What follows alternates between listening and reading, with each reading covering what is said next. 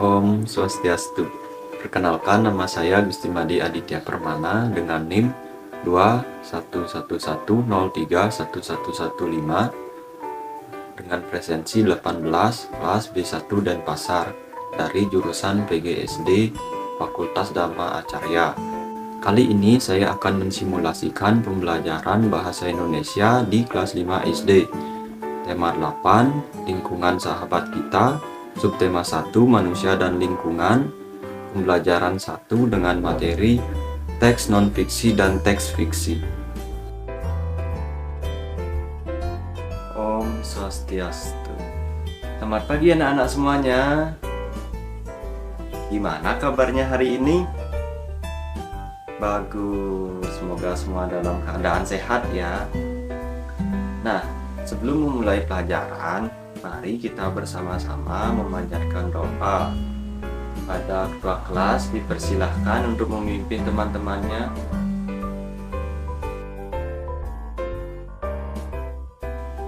Baik, sebelum memulai pelajaran, Bapak akan mengecek kehadiran kalian terlebih dahulu ya. Yang Bapak sebutkan namanya, tolong acungkan tangannya ya. Yang pertama, Ayu hadir, Agung hadir. Berarti hari ini tidak ada yang absen ya, semuanya hadir. Nah, apakah kalian tahu kita akan mempelajari apa hari ini? Nah, kita akan mempelajari teks non-fiksi dan teks fiksi. Sebelum itu, Bapak akan bacakan tujuan pembelajarannya. Yang pertama, dengan mencermati teks non-fiksi yang disajikan, siswa mampu memahami teks non-fiksi dengan baik. Yang kedua, melalui membaca teks non-fiksi yang disajikan, siswa mampu menuliskan kembali isi teks non-fiksi dalam peta pikiran dengan tepat. Yang ketiga, dengan mencermati teks fiksi yang disajikan, siswa mampu memahami teks fiksi dengan baik serta unsur-unsur yang ada di dalam teks fiksi. Yang keempat, melalui kegiatan membaca, siswa mampu mengidentifikasi peristiwa pada teks. Nah, kita sekarang akan belajar tentang teks non-fiksi dan teks fiksi. Nah, sebelumnya, apakah kalian tahu apa yang dimaksud dengan teks? Ya, silahkan Ayu. Bagus. Jadi, teks adalah naskah yang berupa kata-kata asli dari pengarangnya. Ya, teks ada dua macam, yaitu teks non-fiksi dan teks fiksi. Nah, yang pertama kita akan belajar mengenai teks non-fiksi.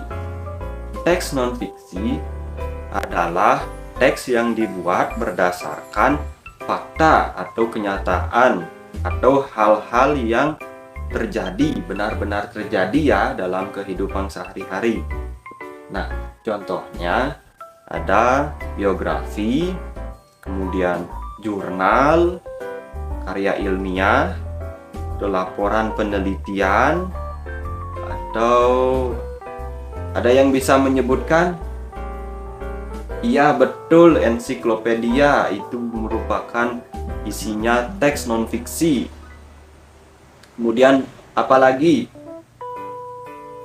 Iya, betul, teks sejarah. Nah, teks non-fiksi biasanya berisikan tentang informasi-informasi yang terjadi sesuai dengan kenyataan. Nah, isi teks non-fiksi memuat informasi dalam beberapa paragraf. Dalam satu paragraf tersebut ada beberapa kalimat. Kemudian kita akan belajar bagaimana cara mengingat teks non-fiksi dengan mudah, dengan cara menuliskan kembali ke dalam peta pikiran. Nah, kalian bisa lihat di depan. Apa kalian tahu apa itu peta pikiran? Nah, peta pikiran adalah sebuah bagan yang digunakan untuk menyajikan informasi yang saling berhubungan. Nah, sekarang kalian buka buku tematiknya ya. Buka pada halaman 1. Apakah sudah ketemu?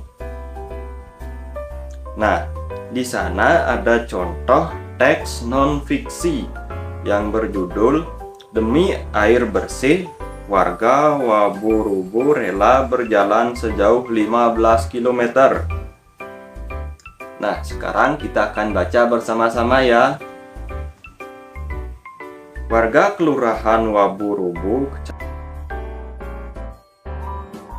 dari pemerintah daerah untuk keperluan tersebut. Nah, kemudian kita akan belajar membuat peta pikiran untuk informasi teks non-fiksi yang berjudul "Demi air bersih, warga Waburubu rela berjalan sejauh 15 km". Nah, di mana bagian utamanya? Bisa kalian lihat, kita gunakan untuk menulis judulnya, yaitu "Demi air bersih, warga Waburubu rela berjalan sejauh 15 km". Nah, kemudian dari bagian tersebut kita akan membuat bagan turunannya untuk memuat informasi-informasi yang terdapat dalam teks tersebut. Nah, bagan turunan yang pertama yaitu memuat peristiwa apa yang terjadi. Kita tuliskan di sana, yaitu warga di sebuah desa harus menempuh perjalanan yang jauh untuk mendapatkan air bersih. Kemudian bagan turunan yang kedua kita isikan dengan memuat di mana peristiwa itu terjadi. Kita tuliskan peristiwa tersebut terjadi di Kelurahan Waburubu, Kecamatan Betoambari, Kota Bau-Bau, Sulawesi Tenggara. Nah, kemudian bagan turunan yang ketiga kita isi dengan penyebab peristiwa tersebut, yaitu peristiwa tersebut terjadi karena Kelurahan Betoambari terletak di dataran tinggi. Di dataran tinggi tersebut air sulit didapatkan dan pipa PDAM belum juga sampai ke sana. Nah, sekarang kita akan belajar jenis teks yang kedua, yaitu teks fiksi. Ada yang tahu teks fiksi itu apa? Nah, coba Bayu, apa itu teks fiksi? Iya, bagus. Itu juga merupakan salah satu contoh teks fiksi. Nah, teks fiksi adalah teks yang dibuat berdasarkan imajinasi atau khayalan dari penulisnya. Seperti contohnya, cerpen. Apalagi, iya, si kancil itu adalah cerita fabel. Fabel adalah cerita binatang. Ayo, apalagi? Iya, betul, komik. Apalagi? Novel, cerita rakyat, legenda. Nah, setelah itu kita akan belajar mengenai unsur-unsur dari sebuah teks fiksi, yaitu yang pertama adalah tokoh. Ada yang tahu apa itu tokoh? Iya, betul, pelaku utama dalam sebuah cerita. Ayo, apalagi? Iya, betul, alur. Apalagi? Amanat, sudut pandang, latar. Iya, betul, pinter-pinter murid Bapak semuanya ya. Nah, kita akan bahas dari alur. Alur adalah urutan dari peristiwa atau cerita. Nah, kemudian amanat. Amanat adalah nasihat moral yang ingin disampaikan oleh penulis kepada pembacanya. Kemudian sudut pandang. Sudut pandang adalah cara pandang penulis dalam menyajikan tokohnya. Misalnya, aku, kamu, dia, dan lain-lain. Masih banyak lagi. Kemudian latar. Ada yang tahu latar itu apa? Iya, betul, tempat. Tempat merupakan sebuah latar ya. Nah, latar adalah keterangan dalam teks fiksi yang menyebutkan tempat, waktu, atau suasana terjadinya suatu peristiwa. Nah, latar ini juga bisa dibagi 3 ya anak-anak. Nah, yang pertama yaitu latar waktu. Latar waktu menerangkan kapan peristiwa itu terjadi. Ditandai seperti kata-kata di pagi hari. Ayo, apalagi? Betul, di sore hari, di siang hari, di malam hari. Iya, betul, saat hujan. Dan masih banyak lagi ya. Nah, kemudian latar tempat. Latar tempat adalah menjelaskan di mana peristiwa itu terjadi. Misalnya, seperti sekarang, kita di sekolah, di rumah, di mana lagi? Iya, di kota misalnya, di kota Gianyar, di gunung, iya, dan masih banyak lainnya ya. Kemudian latar suasana. Latar suasana menjelaskan suasana saat peristiwa tersebut terjadi.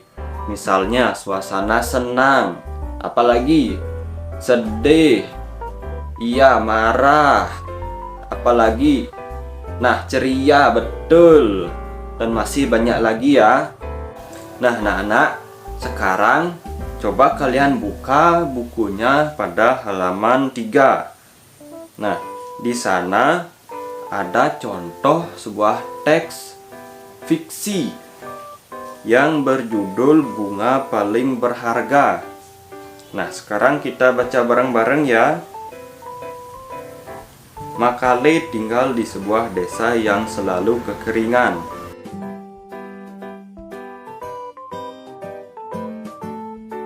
Nah, anak-anak, dari teks fiksi yang berjudul Bunga Paling Berharga, kita bisa mengetahui peristiwa-peristiwa apa yang terjadi dalam cerita tersebut. Nah, yang pertama seperti sebuah desa selalu kekeringan. Kemudian Bu Mala memberi buku tulis pada murid-muridnya. Yang ketiga, murid-murid berencana menggunakan buku pemberian Bu Mala. Yang keempat, hujan turun di desa tempat tinggal Makale. Yang kelima, bunga-bunga merah kecil tumbuh. Kemudian Makale membuat herbarium bunga. Nah, selanjutnya kita akan mencoba mengetahui latar dalam teks fiksi yang berjudul Bunga Paling Berharga tersebut. Nah, kita bisa mengetahui adanya latar tempat dan latar waktu. Nah, untuk latar tempat pada cerita tersebut yaitu di sebuah desa yang selalu kekeringan. Desa tempat tinggal Makale di dalam kelas. Nah, ada 3 latar dalam cerita tersebut, latar tempat tersebut. Kemudian ada juga latar waktu, seperti suatu hari sebelum berakhirnya pelajaran, kemudian pada suatu hari, dan hari berikutnya. Nah, juga ada 3 latar waktu. Nah, anak-anak, sekarang Bapak minta kalian untuk siapkan 1 lembar kertas ya. Diisi nama, nomor presensi kalian, dan juga kelas. Nah, kalian bisa membaca contoh teks fiksi tersebut yang berjudul Bunga Paling Berharga.